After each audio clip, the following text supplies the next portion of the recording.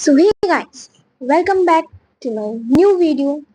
आज का ये वीडियो है वो बेस्ड है जूलियस सीजर एक्ट 1 सीन 1 के एक्सरसाइज। ये हमारा फर्स्ट पार्ट है, मतलब इस जूलियस सीजर एक्ट 1 सीन 1 का फर्स्ट पार्ट है। इसमें हम सारा खत्म कर देंगे, फिर हम एक्ट 1 सीन 2 पर आएंगे। ठीक, तो बिना टाइम बेकार किए वेस्ट किए हम इस चैप्टर की एक्सरसाइज को शुरू कर दें और ये खत्म भी कर दें। तो यहाँ पे पहला क्वेश्चन आ जाता है मल्टीपल चॉइस क्वेश्चन का, जिसमें आपको चार ऑप्शन दिए रहते हैं, आपको चूज करना रहता है। तो चलिए पहला क्वेश्चन हम पढ़ते हैं। What is the rule that Marullus refer to? Workers also to wear a sign of their trade. ठीक, ये इसका करेक्ट ऑप्शन हो जाएगा। और दूसरा है what sarcastic reason does the cobbler give Flavius wall for leading citizen on the street to get himself more work. तीसरा, what does the cobbler say to show that he is a master craftsman? Every shoe-wearing gentleman has worn his handiwork. अब समझिए कि इन तीनों में क्या कहा गया है। पहले में कहा गया है कि मार्वलस ने क्या बताया था रूल, कि जो साइन जिस प्रोफेशन के हो, अगर तुम टीचर हो तो टीचर का कपड़ा पहनो, कारपेंटर हो कारपेंटर का कपड़ा पहनो, पेंटर हो पेंटर के जैसे कपड़ा पहनो, और अगर आप वो क्या चरवाहे हो तो चरवाहे वाला कपड़ा पहनो। ऐसे एग्जाम्पल में बताया है। ठीक, मतलब कहना चाहते हैं कि जो तुम्हारा प्रोफेशन है उस प्रोफेशन का तुम कपड़ा पहनो। अब चलिए दूसरा पे क्या है। दूसरा क्या कहता है, to get himself more work. यहाँ पे समझिए, यहाँ पे समझने वाली बात है कि जब फ्लैवियस और मार्वलस दो ट्रिब्यून्स थे, ठीक, हाँ थे, ये अब जो कॉबलर था हमारा वो सरकास्टिक वे में, मतलब सीधे सीधे बात नहीं कर रहा था। सरकास्टिक मतलब जिससे सीधे सीधे बात ना करना, घुमा फिरा के बात करना। ठीक, ये फ्लैवियस से घुमा फिरा के बात कर रहा था। तो जो कॉबलर था वो कहा कि मैं इन सब को क्या टू गेट हिमसेल्फ मोर, ताकि मुझे ज्यादा काम मिले। क्यों ज्यादा काम मिले? अगर वो ज्यादा पीपल को लीड करेगा, ज्यादा पीपल्स को लेकर जाएगा अपने साथ में, तो उन सबके जूते घिस जाएंगे। ठीक, उन सबके जूते घिस जाएंगे और घिसने की वजह से कॉबलर को क्या होगा, मुनाफा होगा। अब यहाँ पे तीसरा कहता है, क्या कहता है कि what does the cobbler say to show that he is a master craftsman. अपने आप को बहुत बड़ा बताने के लिए कॉबलर क्या कहता है, every shoe wearing gentleman has worn his handiwork. जितने भी तुम्हें हैंडीमैन दिख रहे हैं, सॉरी, जितने भी तुम्हें यहाँ पे जेंटलमैन दिख रहे हैं ना, जितने भी लोग दिख रहे हैं ना, वो सब मेरे ही शूज, मतलब कि मेरे ही बनाए हुए शूज पहने हुए हैं। कोई भी ऐसा आदमी नहीं बचा जिसके मैंने शूज को ना मेंट किया हो। ठीक, ये यहाँ पे कहा है उन्होंने। अब क्या है हमारा फोर्थ क्वेश्चन, क्या है, why according to Marullus would there be a plague. ठीक, प्लेग्यू बीमारी है, क्यों होना चाहिए प्लेग्यू तुम लोग को? Due to the ingratitude of citizen. क्या? Due to the ingratitude of citizen. आपने पॉम्पी महाराज का इतना बड़ा अपमान किया है, इस वजह से इनग्रेटिट्यूड ऑफ सिटीजन की वजह से तुम लोग को क्या होगा, प्लेग्यू हो जाएगा। अब हमारा फिफ्थ पार्ट आ रहा है, क्या है, चलिए पढ़ लेते हैं। दिया गया है, why did Flavius consider it necessary to remove all the decoration with Caesar status? क्या हो जाएगा, to quell Caesar ego and popularity। ठीक, अब आता है यहाँ पे six, according to Marullus for whom had the citizen of Rome waited patiently year. Pompey, जैसे मैंने बताया आपको, पॉम्पी। ठीक, सेवेंथ क्वेश्चन आ जाता है हमारा, why did Marulus ask the commoners of Rome to do both A and B? A and B क्या है, पढ़ लेते हैं हम। To pray for Caesar well-being, to run away to their houses। हाँ, ये दोनों सही हैं। Why did the Flavius ask the commoner to shed tears of remorse? तो इसका हो जाएगा हमारा for the dishonor shown to Pompey।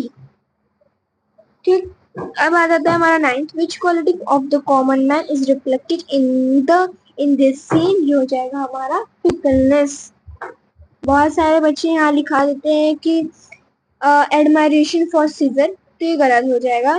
मतलब कि एडमायरेशन मतलब आपके दिमाग में क्या आने लगता है कि quality of common man reflected, देखिए common man reflected in this scene, पूरे सीन में जो कॉमन मैन है उनकी क्वालिटी क्या रिफ्लेक्ट करती है, ठीक, कॉमन मैन की चतुर रिफ्लेक्ट करती है, कैसे उन्हें चतुरता से फ्लावर्स और मोरलेस को बहका के रखा था, इस सीन में बताता है, ठीक। एडमायरेशन फॉर सीजर नहीं होगा, ये दोनों कंफ्यूजिंग होते हैं, बहुत एग्जाम में काफी बार पूछे जाते हैं और बहुत कंफ्यूजिंग भी होते हैं, तो इसमें आप ध्यान रखिएगा, ठीक। इंपॉर्टेंट क्वेश्चन है, मार्क कर लीजिए।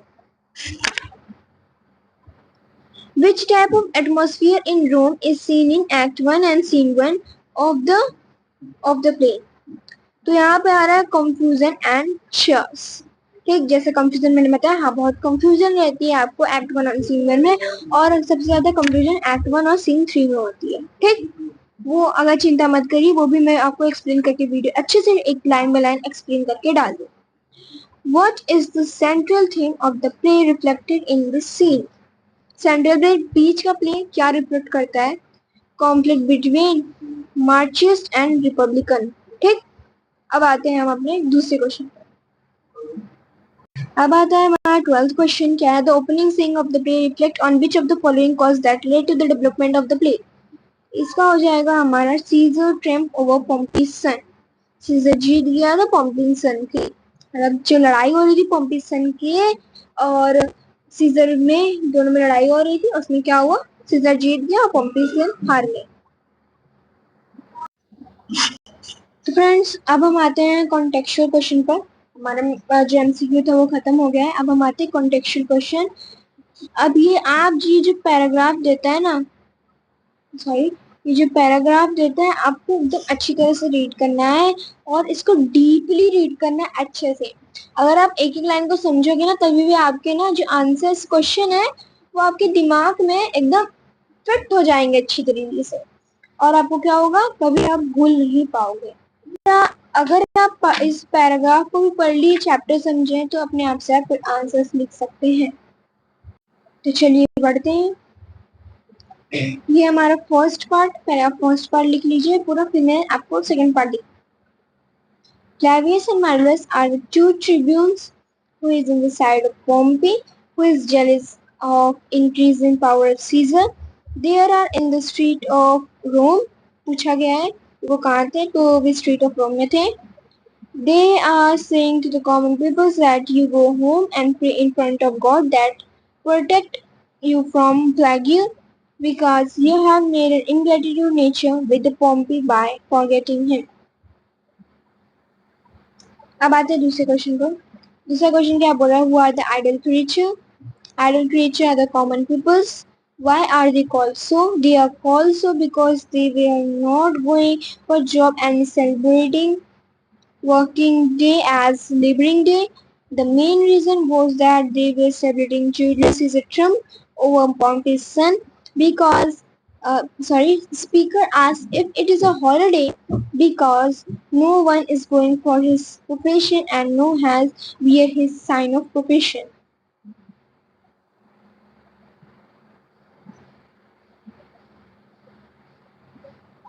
अब हम बढ़ते हैं हमारे थर्ड क्वेश्चन की तरफ। हम बढ़ते हैं हमारे थर्ड क्वेश्चन में। थर्ड क्वेश्चन पूछा, give the meaning of the following. Being mechanical, being mechanical को क्या बोला है? मैनुअल वर्कर, ठीक। और लेबरिंग डे, वर्किंग डे, आपको पता है लेबरिंग डे मतलब वर्किंग डे होता है, हम लोग लेबर्स डे भी मनाते हैं, ठीक। फर्स्ट में होता है क्या? साइन ऑफ योर प्रोफेशन क्या है? और clothes of your job, clothes of your job, clothes of your profession, job बोल सकते हो, प्रोफेशन में बोल सकते हो, ठीक। Pick out from the stack an example of a sign of profession, leather, apron and rule. बोला गया है कि आप एक्सट्रैक्ट मतलब पैराग्राफ में से वो एग्जाम्पल निकालो कि वो साइन ऑफ प्रोफेशन बोला गया है इसमें, तो क्या होगा? Leather, apron and rule, apron, ठीक, और रूल। अब आता है फोर्थ क्वेश्चन हमारा, whom does Marullus address in the last line in the extract? What reply does he get? How does he react to the reply? Marullus addressed second citizen cobbler जो क्या था, citizen कौन था हमारा, cobbler था. In last line of the extract, he got the reply that, Sir, I am not fine workman, but you can say me a cobbler. मतलब वो सीधे सीधे नहीं बता रहा था कि मैं कॉबलर हूँ. अब बोल सकते हैं मैं एक फाइन, एक अच्छा वर्कमैन हूँ, कारीगर हूँ. Marvelous said that, give me the direct answer. What trade are thou? तुम कौन सा ट्रेड करते हो? दो मतलब सही, दो मतलब कौन सा ट्रेड आप करते हो? फोर्थ, फिफ्थ हमारा क्या क्वेश्चन है? आप क्वेश्चन पढ़ लीजिए, मैं आपको आंसर सीधे पढ़ती हूँ. Travis demanded of the first citizen the name of his trade. Marvelous asked the citizen, whom are the tool? Both of them shows that they are man of authority, but Travis has greater authority than Marvelous, as later in the scene Marvelous is unsure of removing the decoration on Caesar's statue and Travis dismisses him, saying the most bulls is the popularity. ये हमारा question number क्या है? हमारा question number second है.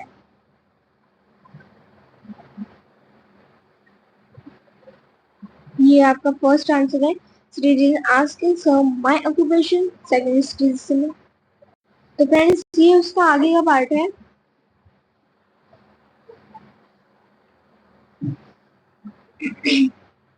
अब ये आता है हमारा सेकंड पार्ट.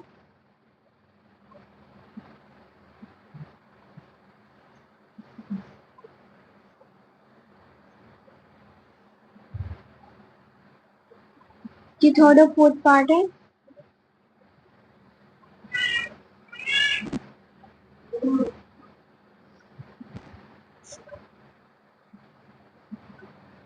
पार्ट हमारा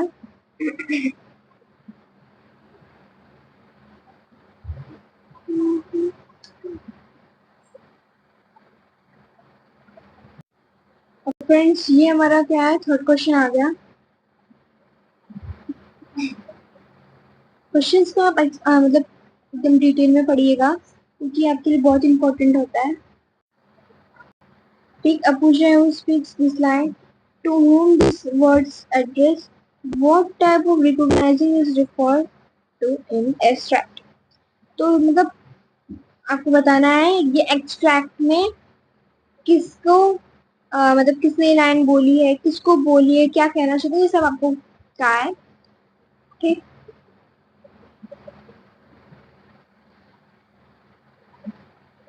फर्स्ट पार्ट है और ये सेकंड और थर्ड. देखिए फ्रेंड्स यहाँ पे क्या है कि ये इसका ही पार्ट है, ये थर्ड का ही पार्ट है यहाँ. ठीक, इसके बाद fly only through the ordinary Caesar victory height only. Sorry sorry, इसमें क्या होगा? Fly only through the ordinary height only. ये सीजर विक्ट्री क्या है? ये आने. ठीक, आपको अगर थर्ड पार्ट चाहिए तो क्या होगा यहाँ पे? He is referring to the Caesar. He speak want to convey the message that why you are celebrating Caesar victory if he brings anything for you. The main purpose of Morales is that do not celebrate the victory of Caesar is so that he will find only the ordinary height only. Ordinary height only. हाँ ठीक. अब fourth question क्या है हमारा? Fourth answer हमारा यहाँ से देखिए, conquest report to as Caesar victory. ये नहीं है. ठीक, ये नहीं है. कर दूं, ये नहीं है. ठीक, यहाँ पे देखिए, यहाँ मैंने ऐसे करके यहाँ पे सीजर विक्ट्री लिखा है, आप लिख लीजिएगा. ठीक, तो यहाँ से पूरा है.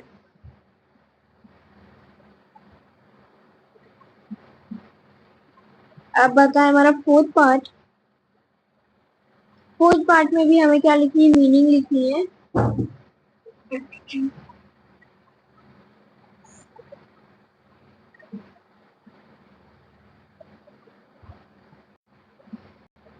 ये हमारा fifth part, cruels man of रोम.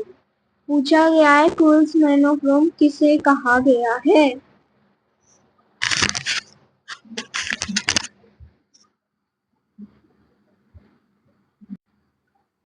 अब आता है हमारा क्या फोर्थ क्वेश्चन।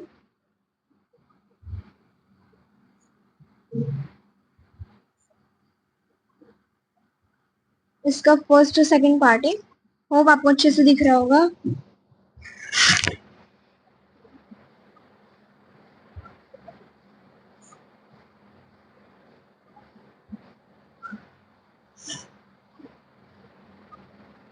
ये इसका थर्ड पार्ट है। देखिए आप क्वेश्चन को क्या करिए करिए, मतलब टाइम लेके टाइम करे लेकर एकदम अच्छे से समझा करिए, ठीक।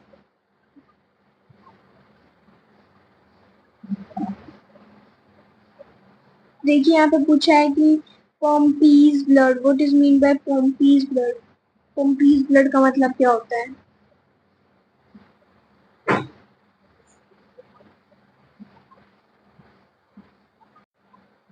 ये उसका फोर्थ और फिफ्थ पार्ट है।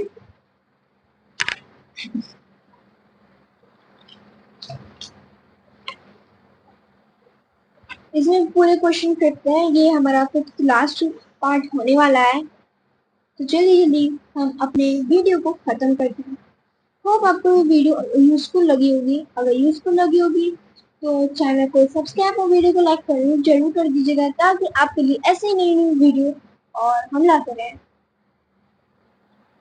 ये क्या है, ये उसका फिफ्थ क्वेश्चन है।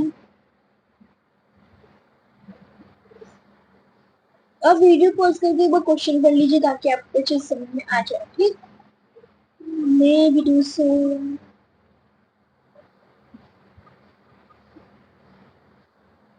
देखिए यहाँ पर भी क्या होगा, ये जो है वहां से इधर इधर इधर इधर इधर इधर इधर इधर, ठीक, इतना है। फिर यहाँ से सेकंड पार्ट है। फिर देखिए ये जो फीस्ट ऑफ लुब्रिकल है ना, जो वर्ड आता है बार बार, क्या, फीस्ट ऑफ लुब्रिकल।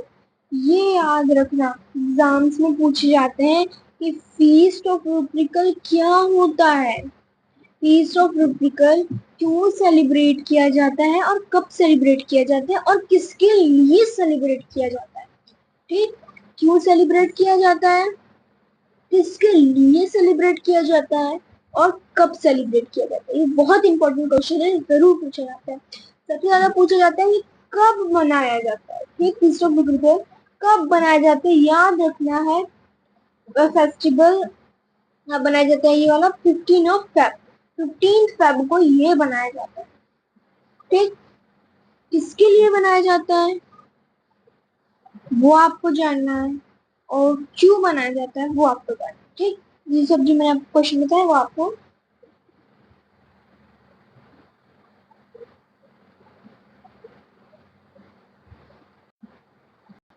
यहाँ पे थर्ड और फोर्थ पार्ट है फिफ्थ क्वेश्चन का। जल्दी जल्दी लिखिए, यहाँ पे हमारा लास्ट क्वेश्चन होने जा रहा है। इसके बाद हम अपना वीडियो डी एंड करेंगे।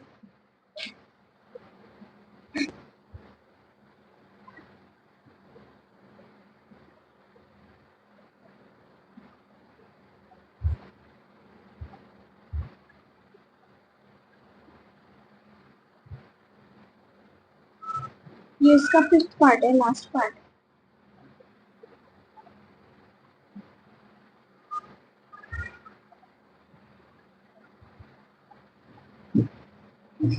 होप आपको ये वीडियो अच्छी लगी होगी तो मेरे चैनल को सब्सक्राइब और वीडियो को लाइक जरूर कर दीजिएगा।